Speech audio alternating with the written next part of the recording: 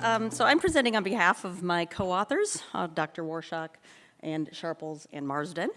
And this is work that is currently under review. So you are the first to hear it, the results. So yee-hoo, it's a little debut. Well, except for the people who had dinner with me last night. They got a Cliff Note version of it. So anyway. Decades of research and common sense tells us that parents have considerable influence over their children, from affecting their attitudes towards a wide range of topics like exercise, politics, outgroup members, religious beliefs, food preferences and eating patterns, divorce, and aggressive behaviors. Children learn these through direct communication and instruction, as well as indirectly by observing their parents engaging in behaviors or expressing their attitudes towards others. Children also learn how to regulate their emotions, or not, just by observing their parents. Unfortunately, parental influence can be abusive when the parent uses psychological control to manipulate, invalidate, and restrain the child's psychological and emotional experiences. Parental alienating behaviors are a form of parental influence and control used by a parental figure to encourage their child to align with them and then make their child believe that their other parent was never loved them, abandoned them, is unsafe or unfit. Over 50 research studies published through 2020 alone, more since then, have empirical evidence about what alienating behaviors are, such as like, what are they, what do these parents, how often do they engage in them, how it's a form of coercive control, the nature of the use. We find gender differences in the different types of behaviors parents use, the level of reciprocity, and we also know a lot about the impact on children and extended family members. In a recent paper Hissam Veravai and I published a few months ago, nearly all the parents in our representative sample rated the perpetration of even one alienating behavior as being abusive towards children. And that's just one act at one time. We know alienating parents do much more than that, and several professional associations and organizations like the AFCC and the American Psychological Association have publicly stated it's important to assess alienating behaviors in child custody and family therapy assessments because they're detrimental to children's well-being. Over a dozen studies have also provided empirical support for a connection between alienating behaviors and parental alienation, or PA, as I'm going to shorten it for this talk. I think it's important to reinforce that these are not the same thing. Alienating behaviors are behaviors. PA is an outcome in the child. It's important to be very clear in our use of language regarding what we're talking about, because one is a cause and one is an effect. We cannot reverse them. They're not interchangeable terms. They should not be conflated or treated as the same phenomenon. As a scientist, this means that they have different characteristics that need to be measured separately. You'll see why this is important in a minute. And please don't misunderstand what I mean by cause and effect. I'm not implying that alienating behaviors are the only cause of PA. I don't think anybody in this room would say that. There might be other contributing factors. But to state that we should consider all of those factors equally is downplaying abusive behaviors of an offending parent and only serves to minimize their abusive behaviors that need to stop, regardless of what everybody else is doing. Minimizing it protects and excuses abusive parents who need correction. We know that alienating behaviors can operate directly, such as a parent putting direct pressure on their children, or indirectly, like deliberately leaving court documents on the table so that kids can accidentally come across them. We also know it's important to recognize that not all alienating behaviors are effective. Not all children become alienated, even when they're exposed to the worst behaviors. But there's also some children who become alienated with just minor influence. We are slowly learning a lot more about what makes some children more vulnerable and resilient. There's a lot of potential for research in that area. Now, there are some critics, such as Benjamin and Meyer, who have claimed that children cannot be manipulated to reject a parent without good reason. And they often cite some research by Jenna Rowan and Rowan Emery to support their argument. Rowan and Emery published a set of papers using undergraduate student samples to test whether alienating behaviors work to influence children to reject a parent. And they claimed in their results that they found a boomerang effect, such that the parent who uses the alienating behaviors will fail, and that the child will reject the perpetrator and actually align more with the targeted parent. Now, this is a possibility that's something PA scholars haven't failed to consider. We're not black and white thinkers who believe alienating behaviors always cause PA. That'd be a ridiculous stance to take. Yet some critics of PA scholarship claim that this is what we do. If they actually read our work, they would understand that we recognize it is more nuanced than that. And we have a lot of variability in opinions, even among PASG members. But this is something that's been considered. In fact, way back in 2010, Richard Warshak and Otis wrote about blowback, where they noted that some alienating behaviors had the opposite intended effect on the child. So let's take a look at the studies conducted by Rowan and Emery to see whether we can really draw the same conclusions that they did about alienating behaviors, since the critics cite their work so often. Sure, alienating behaviors may backfire, or boomerang, or blowback, whatever word you want to use. But the question is, when? And under what conditions? Isn't it possible that alienation could be one possible outcome, and that the boomerang effect could be another one? There should never be absolutes. And that's what we wanted to test in our study. But first, let's look at what Jana, Rowan, and Robert Emery did. In 2014, the authors published a paper in Couple and Family Psychology, where they reported a study where they surveyed about 650 students, undergraduate students, using a measure of parental denigration that Jenna Rowan had created for her dissertation. They reported that denigration occurred more in divorced families, was almost always practiced by both parents, and was associated with less close relationships with both parents, particularly the denigrator. The authors tried to create a sample of alienated students, which they did by looking at the unilateral and frequent use of alienating behaviors of the parents. And that's problematic because we know that not all children who are exposed to alienating behaviors become alienated. So to claim that a child is alienated because of the behavior of the parent has the cause and effect conflated. It can't be a predictor and an outcome at the same time. They also, as part of this process, they only identified 9 people out of 650 that they said were alienated, and only 1 being extreme. And they noted that none of them aligned with the perpetrator, and they aligned with the victim. And based on that result, the authors made some pretty drastic claims in their discussion section. They said, the overwhelming evidence suggests that when parents denigrate the other parent, parental alienation and rejection does not result. In contrast, children that feel closer to the parent who's being denigrated, it appears that alienation is not occurring with the frequency which alienation experts claim. Thus, there's clear need for judges and legal professionals to examine alienation testimonies in greater depth. Parental alienation may occur in rare cases, but the overall pattern is present results is inconsistent with alienation claims. These are pretty strong conclusions that for a construct that was ill-specified, not how other scholars in this field operationalize alienation, and yet based on this subsample of 9 students, the authors make some pretty strong conclusions about the effectiveness of alienating behaviors and prevalence, even though their sample was not clinically or judicially involved or representative of the US population.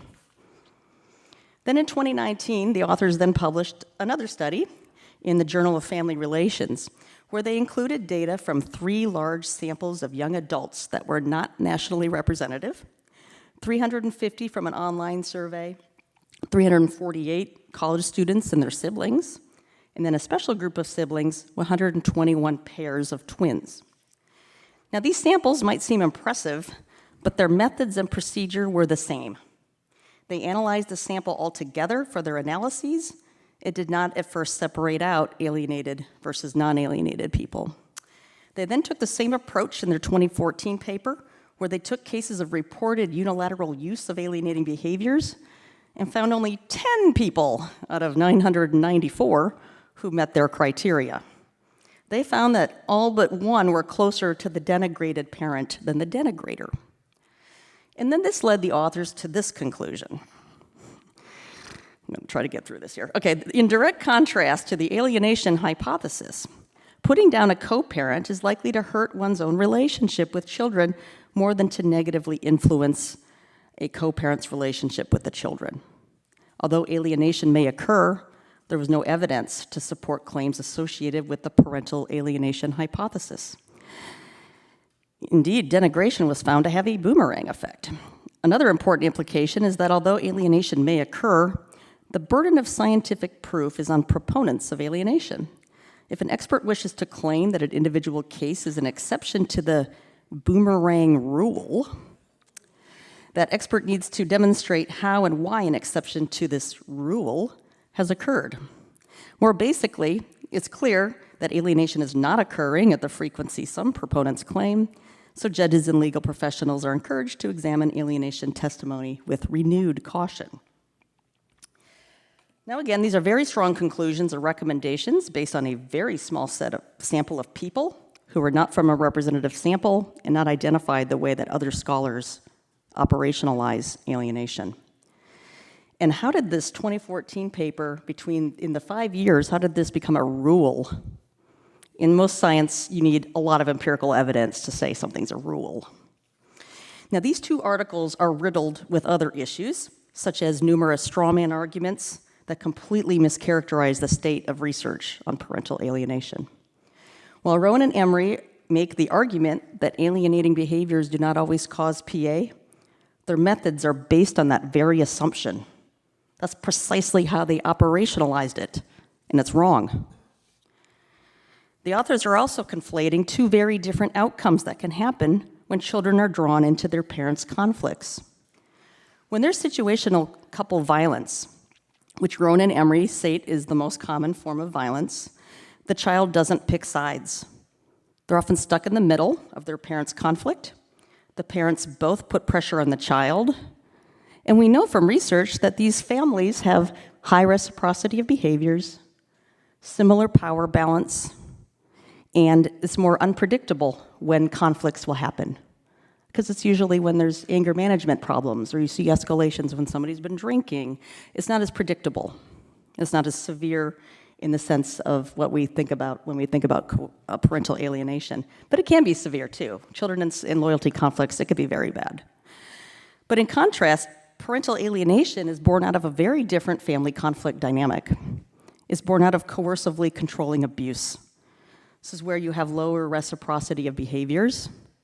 You have more power imbalances between perpetrator and target, and it's more predictable. It's when the abuser feels they're losing control that you see escalations in their alienating behaviors. And then, as a result, they can influence their child to start to believe that that their other parent never loved them, abandoned them, is unsafe or unfit. They believe their abuser is the victim and that the targeted parent never cared for them. And the consequence is rejection of the targeted parent and the manifestations of alienation, such as the child's own campaign of denigration against them and lacking ambivalence in their negative feelings towards them. While Rowan and Emery are correct in saying that situational couple violence is a more common form, they failed to describe how the dynamics in different family conflicts may produce different effects in children. They simply state situational couple violence is common, so coercively controlling abuse isn't very common, so let's not even look at it. But this is wrong. Coercively controlling abuse is not uncommon, particularly among divorced couples. And with parental alienation being a product of coercively controlling abuse, they completely gloss over this fundamental difference in child outcomes. by stating that parental alienation is uncommon because they didn't find unilateral use of alienating behaviors as common in their study, my co-authors and I were concerned that the conclusions being drawn from this study were not valid. There's much research indicating unilateral use of alienating behaviors is much more common than reported by Rohn and Emery, who end up conflating both forms of abuse as one type. That's a serious problem. The theoretical rationale that Rohn and Emery made in their 2019 paper also failed to consider research evidence and theory from my scientific discipline, social psychology. I'm not a clinician. Attachment theory is great. It explains a lot of things, but there's so many other theories you can apply to what's happening and understand what's going on. And so in social psychology, groups are defined as two or more people. So when we say group, it could just be a parent-child dyad where this is happening, or extended family. And research on intergroup relations and attitudes and persuasion informs us that when people align and fuse their identity to a group, their attitudes towards outgroup members become polarized. The greater identification the person has with the group or the group leader, the more threat they perceive from outsiders, and the more negative their attitudes become towards them. This is something social psychologists call affective polarization. It's the same word that we use in PA scholarship, lack of ambivalence. The two terms are interchangeable. It's the same, describing the same process. Now, research has shown that conflicts between groups typically lead people to identify as members of a group rather than individuals. So for alienated children, their group identity is the aligned relationship with the alienating parent and other siblings, other people that are involved. And that becomes of greater awareness to them when they perceive conflict. The more conflict the parents they see, the more they identify with the group, and then they behave like the group. This is basic social psychology from group dynamics, and we're just applying it to families. No different. And that salience then reinforces how the person thinks, feels, and behaves to be more consistent with other people in the group. This is why children then toe the line with what the alienator is doing. They're the leader of the group, and the child perceives conflict, and they've aligned with them, so they're behaving in line with what they're doing. Now, according to social judgment theory, these processes affect the perceptions that people have of outgroup members and their willingness to be influenced by them. This theory provides a theoretical rationale for when you would and would not expect the boomerang effect or blowback. I'm going to illustrate this for you. This arrow depicts a range of responses to social influence. The latitude of acceptance on the right are the range of positions or arguments that you're willing to accept. In the middle are a range of positions that you really don't have an opinion about. And on the left, you see the range of positions that we feel are totally unacceptable. So I'm going to use an example that's easy to understand, coming from the United States here. So imagine a politician trying to communicate information to a voter to get them to support a bill that they're trying to pass. And let's say it's to support a ban on abortion. And the voter's response to that influence attempt will vary a lot depending on their existing beliefs. If this is in the United States and the voter is a member of the Republican Party, chances are they're going to be pretty receptive to the message from the politician. You will see their latitude of acceptance increase. Their rejection would be low, which means they're much more open to hearing the arguments that the politician is making. They're not going to reject the idea. Now, if the voter's a Democrat, they're much less likely to be receptive to that argument because their attitudes are more likely to be pro-choice. So any argument that the politician might make to ban abortion is going to feel too extreme to accept. And they will perceive the policy or law as infringing on their rights or their belief systems. Their latitude of rejection becomes larger. Now, it's extremely important to also consider how much ego involvement the person has with the group that they belong to. or the message itself, and we have to measure that. So when we consider ego involvement, there are two rules that are empirically supported by a lot of research. The lower the ego, the lower the range of rejection is compared to acceptance. Meaning, if I don't have a lot of ego involvement, I'm willing to accept a lot of what the person might be saying. The more ego involvement I have, the more rejection latitude I have. I don't want to hear as much. So let's stick with this attitude, this abortion attitude example, but imagine a Democrat who only moderately identifies with their party, while you have another person who strongly identifies with their party.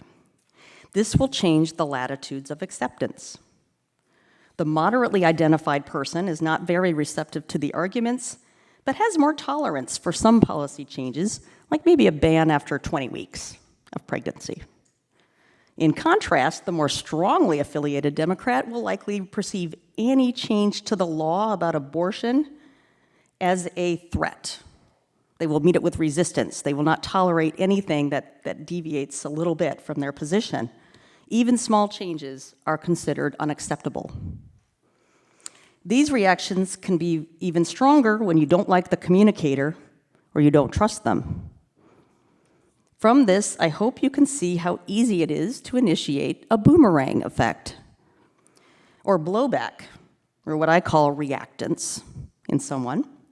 If you argue for something that you don't have any common ground with that person, it will appear farther away to that person than it actually is. It'll just feel like that to them.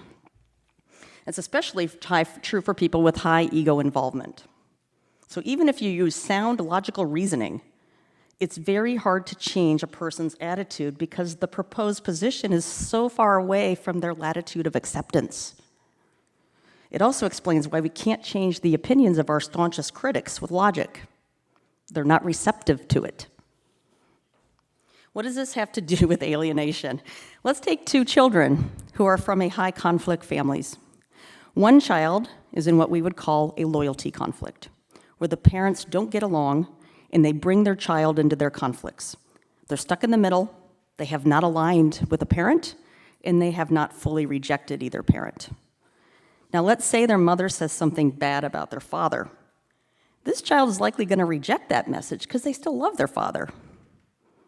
In that case, you might expect the boomerang effect or blowback effect because the attitude or opinion the mother tries to give them doesn't work.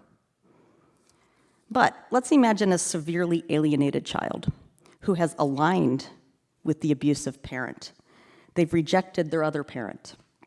In that example, let's imagine an alienating mother tells the child that their father is horrible, and the child identifies with their mother.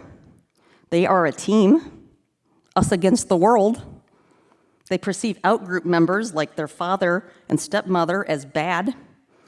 They're extreme in their attitudes about their father already, and they strongly favor their mother.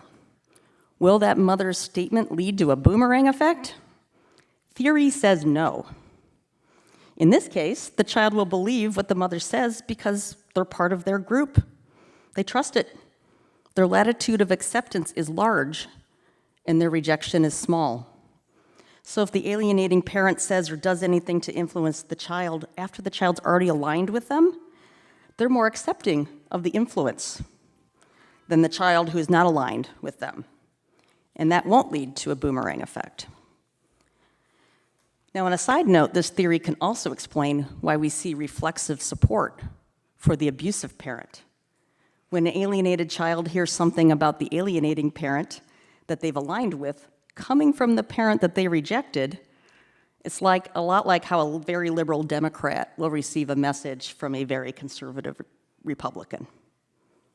If the child's aligned with mom, they're likely to perceive anything dad says or does as a threat because they've identified with the mother in this situation.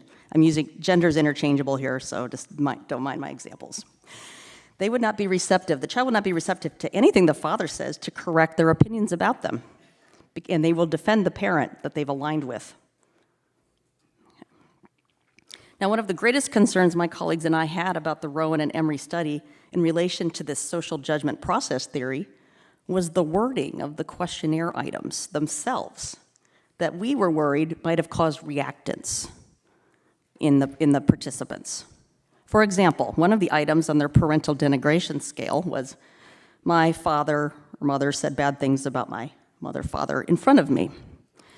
An alienated child would not likely endorse that item if it came from an aligned parent, because the child's affective polarization and their latitude of acceptance would result in them believing that the parent told them the truth, not something bad about the parent.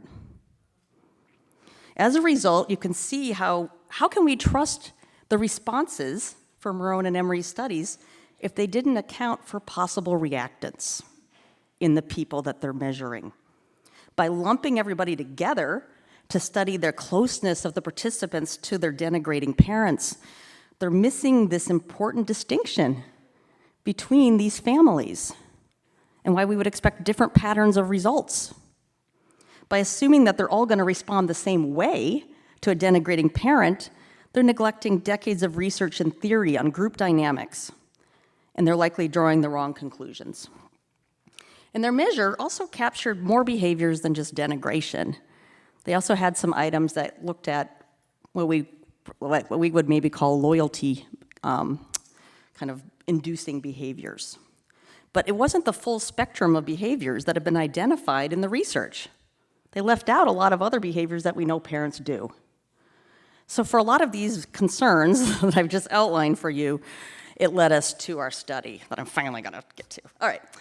So we had a few hypotheses, and I apologize for the text heaviness of this slide. You notice I don't usually like to do this, but it's a long hypothesis because we were replicating their hypothesis. So we had to just reword it. Our first one was that the more unreciprocated and more types of alienating behaviors that a parent uses, the more likely the person's going to be alienated from another parent and not rejecting of them, like Rowan and Emery reported. Now, I highlighted some of the key words here to make it easier for you to at least follow along. They also examined attachment to parents. So we did as well, and we made the opposite prediction that they did. We tested whether or not alienated children would be less attached to the target of the alienating behaviors than the perpetrator. In other words, we did not predict a boomerang effect.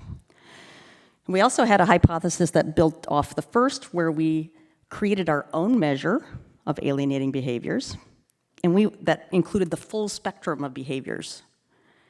And we wanted to see if that would outperform the denigration measure that Rowan and Emery had used because of the concerns I already raised for you. Our next hypothesis was that we were looking at reciprocity of behaviors, and we thought that the more reciprocity there was, it would be characteristic and predict a loyalty conflict rather than parental alienation. And last, we then also looked at power.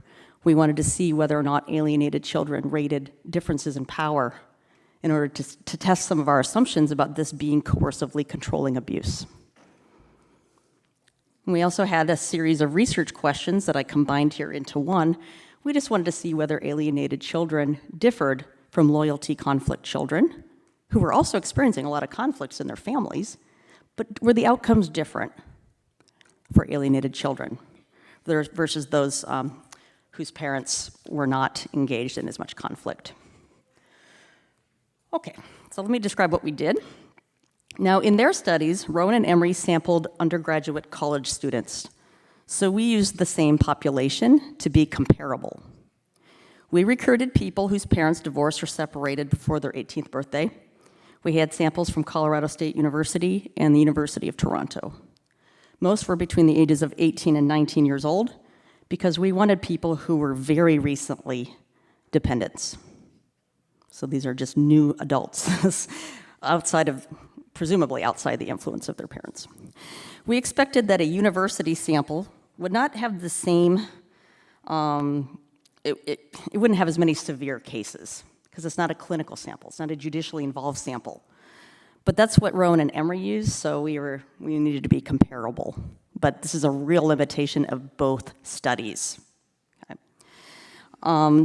We also had a lot of variability in terms of how long the parents were separated before they turned 18. We used the same methods that they did. We had an online survey. It took people about 50 minutes to an hour to complete, and they completed this for course credit, and we used most of the same measures that Rowan and Emery used in order to compare them. So we looked at, we created a new measure, which I'm going to describe. We used the Baker Alienation Questionnaire, and I'm going to describe how we scored that. We scored it a little differently than how it's traditionally scored. We also looked at attachment. That's not the actual attachment measure I would have selected, but that's the one that they use, so we used that. I also looked at perceived power of the parents, or people rated them on a sliding scale of which parent had more power than the other. We also looked at psychological outcomes like anxiety, depression, satisfaction with life, loneliness, and a measure of the DSM to look for personality disorders. Again, we had concerns about Rowan and Emery's 44-item denigration measure. And aside from the concerns that I raised about the wording of the items and the representation of different alienating behaviors, the authors did not reverse score positive items on the scale as far as we could tell. And by doing that, I'm going to spare you all the statistical things, but this is a real problem because it made it appear in their factor analysis likely that all the items in their scale only had two different factors, either positive ones or negative ones. But if they had reverse scored the positive ones, it would have actually showed up as more factors, more types of behaviors. Instead, they just had bad ones. So they put them all together as if they all do the same thing. And we know that they don't all do the same thing. But it's a methodological artifact, especially when you look at work by Amy Baker identifying 17 different strategies, categories. Children can identify about 12. So it didn't make sense that there was only one factor in their study. And this is the why. It's because it's a methodological artifact. And so given our concerns, we created a new measure using behaviors that have been identified in the clinical and research literature. My graduate student, Josh Marsden, in the back there, he helped to kind of write and convert a lot of the behaviors that we've seen and create them into items. Then Dr. Richard Warshak, who we know is a very experienced and skilled clinician working with alienated families and children, reviewed all of them to try to minimize reactance that you might see. If an alienated child was to read it, we wanted to make sure that they would be able to answer factually about what the parents are doing and not have some sort of judgment about what the parents were doing, which is what some of the words, the items on the Rowan and Emery scale did. And so we then, we started out with a lot of items. We had to create this. We ended up narrowing it down to 30 for each parent. And we conducted exploratory and confirmatory factor analyses, and we identified 6 factors of behaviors, different types of behaviors these parents did. And this had excellent reliability. And so the factors were, the first one was 6 items that captured loyalty-inducing behaviors. So an item like would be, my mother made me feel guilty if I enjoyed time with my father. The next factor contained 5 items about contact interference and alignment, with the questions like, or the statements like, my father and I made up stories about my mother, and we have told the stories to people like the police or the doctor, so I'd not need to see her anymore. The third factor had 6 items about denigration and undermining parental authority. These would be items like, my mother said bad things about my father in front of me. The fourth factor had 5 items about enmeshment behavior. This would be like, my mother and I have been best friends since I was little. The fifth factor contained 5 items on positive parenting behaviors, which we reverse scored, where an item might be like, my father made me feel like I was free to give love and receive love from my mother. And then the last factor, the final factor, had 4 items about extended family members' behaviors, such as my mother's extended family has not had many nice things to say about my father. And to look at reciprocity, meaning how much of this is tit for tat, both parents doing it. We looked at mutual engagement, another word you could use. We calculated different scores between ratings that the participants had of their parents. And Rowan and Emery only identified 4 or 5 children using reciprocity as their proxy for alienation, We had a lot of variability in our sample of how much reciprocity people reported their parents doing. So I don't know why they didn't find that. And so people also rated the frequency in which their parents did these behaviors. Now, we used a validated measure of alienation, and we scored it a new way to capture not just parental alienation, but also loyalty conflicts. So we conducted a factor analysis where we took all the items from the back, and we identified 18 that captured rejection, 7 that captured alignment, and these were reliable subscales. So we sectioned out the sample to be, we had cutoff scores that we used, and we categorized them if they were alienated, if they were rejecting a parent and aligned with the other. That characteristic had to be both. There had to be alignment and rejection. The loyalty conflict, there was no alignment or rejection of either parent, but there was reporting of both parents doing the behaviors. That left us with 262. We had 207 that we would have classified as kind of more moderately to severely alienated, although again, this is not a clinical sample. This is not really severe alienation. We had 325 people who said that neither parent was doing all of these things. So these proportions actually made it possible for us to statistically compare these people and do our analyses, which you can't do if you only have like 5 people in your sample. Okay, so for sake of time, I'm going to present the results quickly, and then I'm going to save my discussion and our thoughts and interpretations for the end. So I'm going to refresh your memory on what we were testing. Again, we were looking at unreciprocated frequency and types of alienating behaviors. We thought that if you saw evidence of that, the child's more likely to be alienated. And then hypothesis 2 was just the inverse of that. It's just saying the more reciprocity you would see, the more likely the child's in a loyalty conflict. So that's what we were testing. And we did it as one equation, and that's how we analyzed it. And so we did some binomial logistic regressions. And I'm going to spare you the specific stats. I'm happy to share it with you, but I'm not going to bore you with that. But we found that the more frequently that mothers engaged in enmeshment behaviors, the more likely the child was alienated than in a loyalty conflict. We also found that the more contact interference and alignment behaviors of the father, that predicted the likelihood that that child would become alienated and not predict whether they'd be in a loyalty conflict. We also found that reciprocity of enmeshment behaviors was related to the likelihood of a person being alienated, such that the more a mother enmeshed their child or engaged in behaviors that fostered that, and it wasn't reciprocated by the fathers, the more likely that child was to be alienated. We also found that the alienation was toward the target of the behavior, not the perpetrator. So there was not a backlash effect for these behaviors when the child was alienated, as claimed by Rowan and Emery.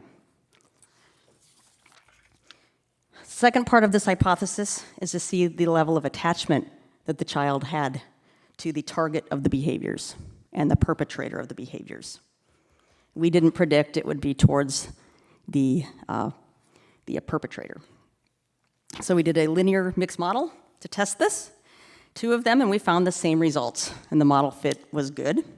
Here we found that loyalty-inducing behaviors and denigration did result in less attachment to the perpetrator, but enmeshment behaviors led to more attachment to the perpetrator. So while some behaviors might produce a backlash effect for some participants, enmeshment behaviors did predict greater attachment to the parent who was using them. We also predicted that combinations of these behaviors would account for more variance. In other words, we thought our measure would do better than the Rowan and Emery measure. So we compared them. We reran all the analyses, but used the Rowan and Emery denigration scale instead of ours.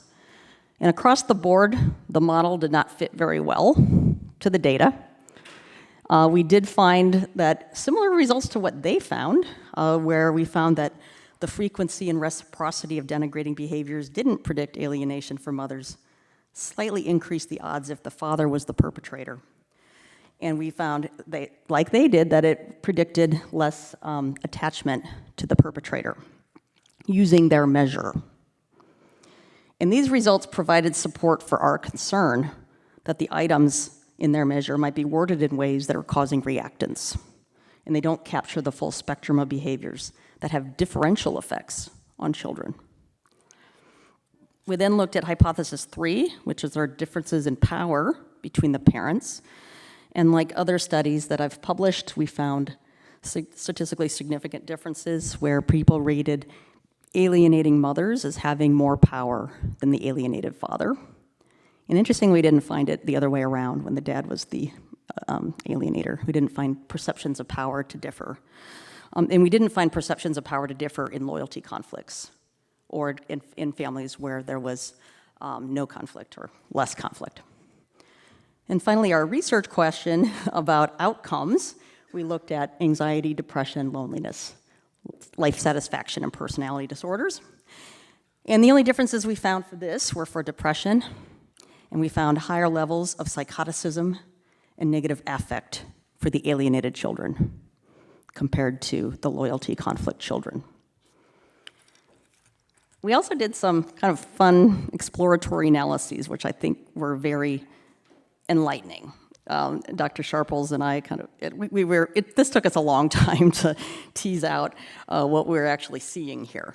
But one thing that struck us about the enmeshment behaviors is that we thought that enmeshment could actually be a sign of the alignment. It's essentially indicating that I've aligned with, my identity is fused with the abusive parent, and that there had to have been other behaviors that led to that. Right? There could have been a combination of things. So in other words, we thought that maybe enmeshment is a mediator of behaviors. So we tested this out, and we actually found some really interesting things. I'm just going to kind of briefly summarize what we see here.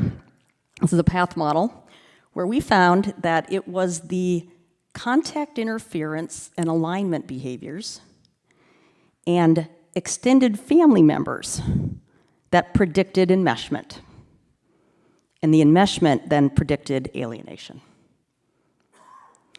In contrast, we also found, though, which is interesting, and this is aligned with what Rowan and Emery actually reported, they said the loyalty-inducing behaviors and parental denigration were not likely to lead to enmeshment.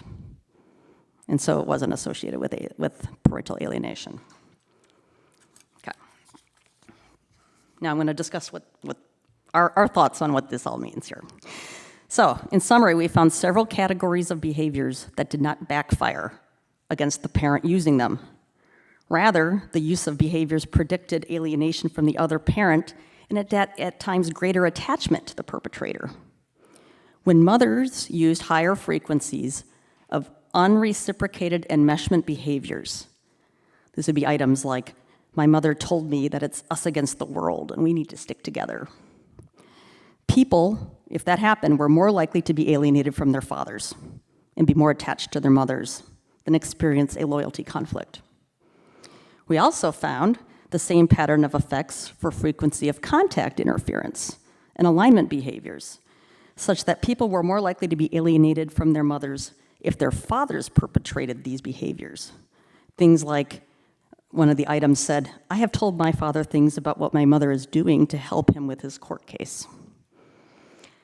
When that happens, these children are not likely to be in a loyalty conflict. They're more likely to become alienated. Now, we did not find evidence that some unreciprocated behaviors were more likely to backfire with the sample. They were related to less secure attachment. And interesting, it's the same ones, the loyalty-inducing and parental denigration, that seem to backfire. And it's not possible to test why these behaviors and not others have this backfiring effect with this sample in this method. But here's some of our thoughts. Loyalty-inducing behaviors encourage a child to show preference and favoritism towards a parent and psychologically punish a child if they express positive feelings about their other parent. Loyalty-inducing behaviors are relatively open, obviously inappropriate, and thus easier for a child with healthy boundaries to resist. And that can result in blowback, where a child might resist against the parental pressure. In contrast, enmeshment behaviors they're active, and they actively and strongly bring a child into close orbit with the parent. And they encourage the child into an unhealthy alignment with them against the other parent. Enmeshment is more subtle, it's more seductive, it promises a special coalition between the parent and the child, in which the child's status in the family is elevated to being like a quasi-partner. And enmeshment is a problem for children because it compromises their autonomous development, their ability to self-differentiate, and it can stall their development and carry a lot of harm to their personality, and they can't form their own independence and healthy interpersonal relationships. Now, it's inaccurate to claim that alienating behaviors as a whole typically backfire against the perpetrating parent. The behaviors are a lot more nuanced than that, as you can see here, and it's not always reciprocal. Rowan and Emery's recommendations in their 2 papers are not only invalid based on their methods and sampling concerns, but were grossly overgeneralized and failed to account for limitations and differential impact of different types of alienating behaviors and family conflicts. We also found that alienated children rated alienating mothers as being more powerful than their alienated fathers than other types of conflicts. And that supports research that this is a coercively controlling dynamic that we're seeing. And we did not find this for fathers in this sample, but I think if we had a more clinically involved sample or judicially involved sample, I think we'd see more of that. We also found higher levels of depression in the alienated children, but not anxiety. Given our sample is not clinically involved or judicially involved, we think that there just wasn't enough power to detect differences in this sample. But I think if we could replicate this with other samples, we would find that. Our results also indicate that adults alienated from a parent in childhood had higher levels of negative affect and psychoticism. And even though this is not diagnostic, when you see elevations in those scores, it can help identify broad areas of dysfunction. And clinically, when you see these 2 things happening together, negative affect and psychoticism, it can exacerbate difficulties for the treatment of alienated children. Alienating behaviors can fuel feelings of insecurity and emotional stability that lead to persistent negative emotional states. And alienated children express distorted beliefs about the rejected parent, such as exaggerated fears and delusional-like accusations.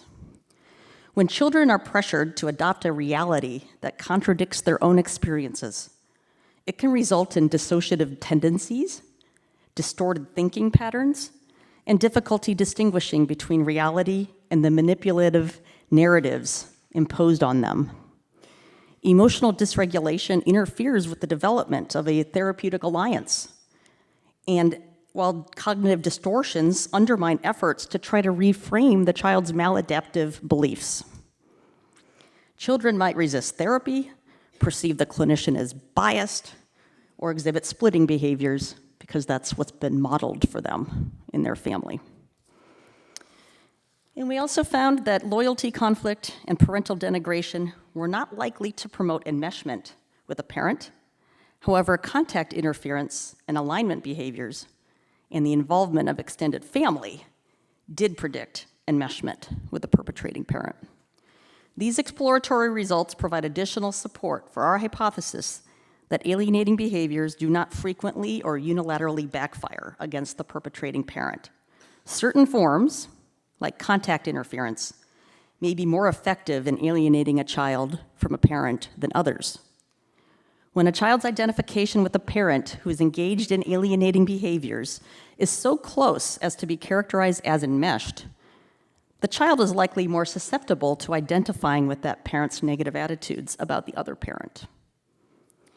When a parent engages in more extreme forms of alienating behaviors, like asking the child to spy on the other parent, it may result in the child developing an unhealthy alignment with that parent, like believing they need to provide that parent with unwavering support. And that, in turn, predicts their likelihood of being alienated rather than in a loyalty conflict. Our findings provide additional support, empirical support, for the argument that's been made by some scholars that alienating behaviors are a cult indoctrination practice. For example, contact interference and alignment behaviors resemble the behaviors that cults use to reduce contact with the outside world and induce loyalty to the group, which can then lead to greater identification with the group and unhealthy closeness to the cult leader or the perpetrator of the behaviors. And that can then lead to alienation from others. Future research examining these processes is going to be really important to explore. Now, I do acknowledge every study has limitations, right? And I think it's very important to acknowledge the extent to which we can generalize this. Our measure performed better in our statistical models than the Rowan and Emery measure, but they both have problems. They're both self-report, right? They have not been normed on a clinical sample. They're normed on college students. So we need to validate this measure again and test all the items to see if the factors are the same in a more serious sample or more seriously affected sample. Another potential issue with using undergraduate samples is that they are no longer minors in the direct care of their abusive parents. We tried to mitigate this by taking as young of a sample as we could to try to mitigate some of that maturation effect. But research on minors is necessary, but it's so hard to get access to children and get approval to study children. So we need to do that, though. Now, like all research methods, self-report has its limitations, and we're always mindful of them. We have to replicate this using other methods. But we use the same methods that Rowan and Emery did in order to compare. So if a critic likes to cite Rowan and Emery, and then they fail to cite this paper when it's published, we use the same methods, so they can't use the methodological weakness of my study to explain why they're citing Rowan and Emery. But we'll see what happens when I publish this and see how often I get actually cited. You can't just cherry pick a study because you like what it says. You have to, evaluate it, logically. Now, finally, there's also perceptual differences we have to consider. Amy Baker's published 2 papers. One of them, the classic 17 strategies that alienating parents use. But with children, she published a paper where they found children only reported 12 different types. So there's some discrepancies. Obviously, children aren't always maybe seeing everything that the parents are doing, or they just have a different insight. They may not label everything as abusive. So there's these perceptual differences we have to consider too, that moving forward. So a lot of research, to summarize, confirms that parents have a profound influence over their children across the board. They can shape the child's attitudes and behaviors. And just like a parent can instill respect and tolerance for others, they can easily instill hatred and rejection and shape the child's view of their other parent. And to deny that potential is to ignore extensive empirical research, including findings on children's suggestibility. Even though criticism of a former spouse is understandable, repeated denigration, especially in the child's presence, can have harmful effects. At times, attempts to alienate may backfire, strengthening the child's tie with the targeted parent. But it's a mistake to overgeneralize these instances of blowback and use them to dismiss the broader and well-documented risk of parental alienation. Gatekeeping behaviors, like interfering with a parent's parenting time, can amplify the risk of alienation by increasing the alienating parent's influence and diminishing the targeted parent's opportunities to maintain a meaningful bond with their child. Gatekeeping not only facilitates alienation, as our results confirm, it can also obscure it under the guise of, I'm just protecting my child. Maintaining consistent, high-quality parenting time, we know, is one of the most effective mitigators of PA. And interventions to increase parenting time with a targeted parent, like custody adjustments or court enforcement, can reduce the severity of PA and support healthier parent-child relationships. This study provides more additional empirical support for why that kind of intervention is necessary because contact interference was one of the biggest predictors of enmeshment. When children have regular opportunities to engage with that targeted parent, they're more likely to form balanced perspectives and less likely to internalize distorted narratives. It's critical to not underestimate the potential for one parent to manipulate a child's feelings against the other. Rather than minimize the impact of these alienating behaviors, we need to do better and more research on knowing what conditions does it work? What conditions doesn't it work? What are the features that predict when it will happen and when it won't, and who's most susceptible? We need to expand this and entertain the fact that it could be all, and not one or the other. We have to just entertain when and where this is most likely to happen. And only by doing that can we better predict and protect children's relationships, well-being, and developmental needs. Thank you for your time, and I'm happy to answer any questions you have.